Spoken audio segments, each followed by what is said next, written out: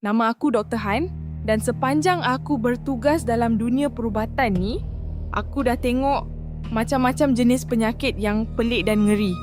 Tapi ada satu kes ni yang sampai sekarang kalau aku teringat balik, bulu roma aku automatik akan meremang tegak sebab benda ni memang luar kotak pemikiran manusia. Bayangkan depan mata aku ada seorang remaja lelaki umur 16 tahun.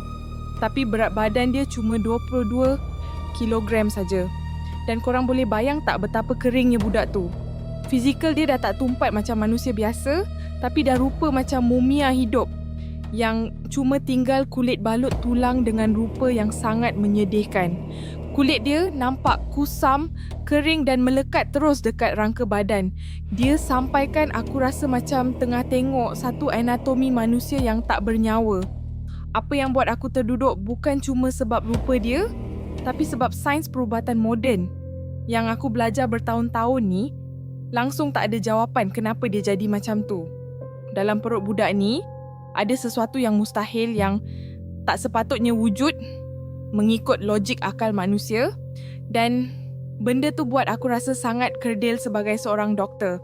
Persoalannya, kenapa 3 buah hospital besar sebelum ni gagal nak cari punca sebenar penyakit budak ni, walaupun diorang dah buat macam-macam ujian yang paling canggih.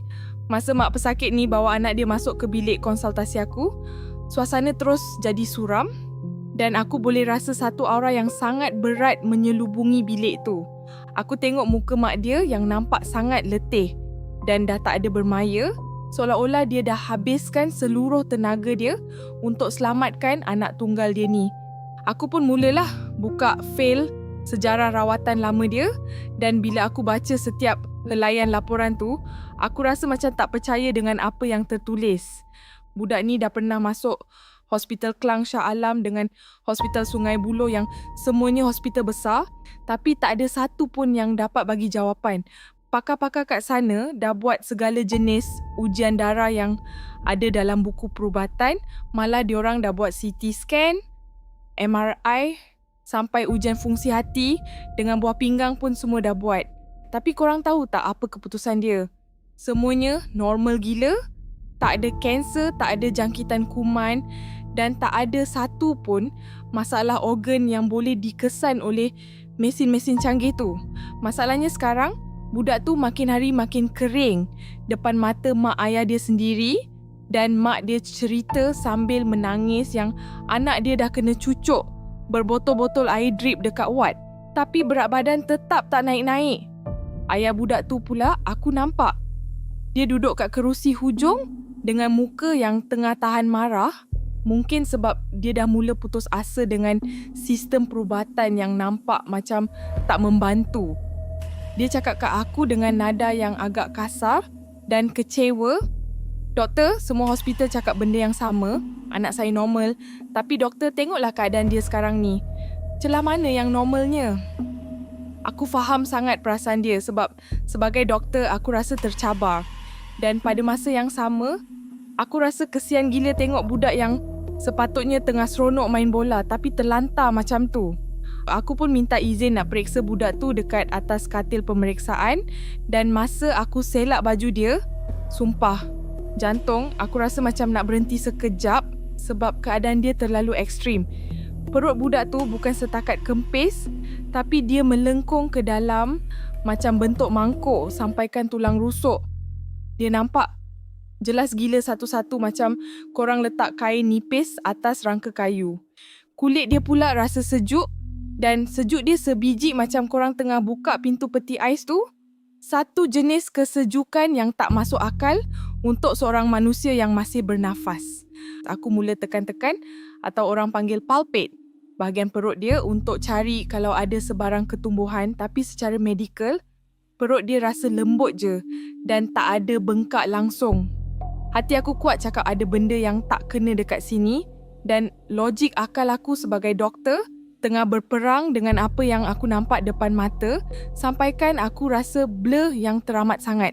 Macam mana seorang manusia boleh jadi sekering ni kalau semua organ dalaman dia berfungsi dengan baik, sedangkan mengikut teori, dia sepatutnya sihat walafiat berdasarkan laporan makmal tu. Aku terus masuk balik ke bilik consultation. Aku duduk dan pejam mata sekejap untuk buat penafian diri sambil cuba fikir balik apa lagi teori medical yang aku mungkin terlepas pandang. Akhirnya aku sedar yang aku ni cuma manusia biasa. Jadi aku tundukkan kepala dan doa dalam hati minta petunjuk dari Tuhan sebab aku tahu sangat yang kes ni dah luar dari bidang kuasa sains.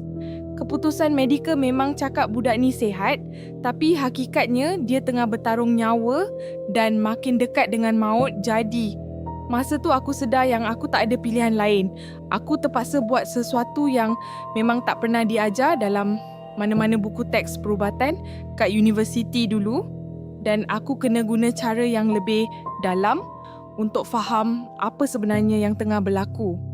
Korang kena tahu, bila sains dah buntu, di situlah bermulanya satu dimensi yang kita sendiri takut nak percaya, tapi itulah realitinya. Masa tu aku dah tak fikir panjang sebab keadaan budak tu memang nampak makin teruk. Jadi aku panggil pembantu klinik aku dan suruh dia siapkan 1 botol drip normal saline dengan kadar segera.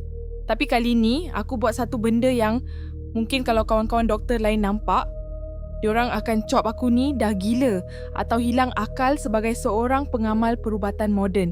Sambil tangan aku sibuk sediakan jarum, mulut aku sebenarnya tak berhenti terkumat kamit baca ayat-ayat ruqyah, surah Al-Fatihah dengan ayat kursi betul-betul dekat botol drip tu. Aku niat dalam hati yang paling dalam, kalau betul budak ni kena gangguan halus, biarlah air ni jadi penawar dengan izin dia supaya dia boleh sembuh macam biasa balik. Tengah aku sibuk buat kerja tu, aku cuba pancing mak dia untuk cerita lebih lanjut sebab aku rasa ada benda yang tak kena. Kak, sebelum dia jadi macam ni, ada tak apa-apa kejadian pelik atau luar biasa yang jadi kat dia? Mak dia diam sekejap macam tengah ingat balik. Lepas tu dia buka satu cerita yang sumpah buat bulu roma aku meremang tegak masa tu juga. Rupanya, 3 bulan lepas, budak ni pernah hilang sehari suntuk dekat dalam hutan tebal belakang rumah diorang sampai satu kampung keluar mencari tapi tak jumpa. Diorang cari sampai nak masuk waktu maghrib esoknya. Baru diorang jumpa dia tengah duduk mencangkung sorang-sorang dalam semak pelepas sawit yang sangat tebal dan gelap. Bila dia balik rumah lepas kejadian hilang tu, perangai dia berubah total sampaikan mak ayah dia sendiri pun rasa pelik dengan anak diorang. Dia jadi pendiam gila, suka termenung lama-lama tengok dinding kosong, dan yang paling buat aku tak sedap hati adalah dia langsung tak rasa lapar macam orang biasa. Dia macam hilang terus semangat nak hidup, dan aku dengar cerita tu sambil tangan aku mula tekan balik perut dia yang melengkung ke dalam tu untuk cek apa yang patut. Dan masa ni lah, satu benda yang paling menyeramkan dalam hidup aku sebagai doktor terjadi depan mata aku sendiri, dan sumpah aku tak tipu korang. Masa aku tekan kuat sikit dekat bahagian ulu hati dia, tiba-tiba aku rasa ada satu tekanan yang sangat kuat dan padu datang dari dalam perut budak tu. Dia bukan rasa macam otot yang mengeras sebab sakit, tapi aku rasa macam ada satu tapak tangan yang kecil tapi tenaga dia kuat gila tengah menolak tangan aku dari dalam keluar. Tekanan tu kuat sangat sampai tangan aku terangkat sendiri dan aku terus tersentak dengan jantung yang berdebar gila babi sebab tak pernah rasa benda macam tu. Aku pandang muka budak tu, mata dia terbeliak.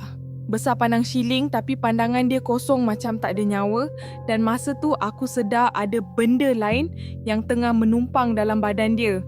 Benda tu tengah sedut segala zat, segala darah dan segala tenaga budak ni sampaikan badan dia jadi kering macam mumia yang kita tengok dalam filem. Aku tarik nafas dalam-dalam untuk tenangkan diri sebab aku tahu aku tak boleh tunjuk muka takut depan mak ayah dia yang tengah berharap kat aku. Lepas habis je proses drip tu, aku bagi satu nota kecil dekat mak dia dan pesan supaya balik ni diorang buat bacaan Yasin serta amalkan sikit cara rawatan rumah yang aku tahu.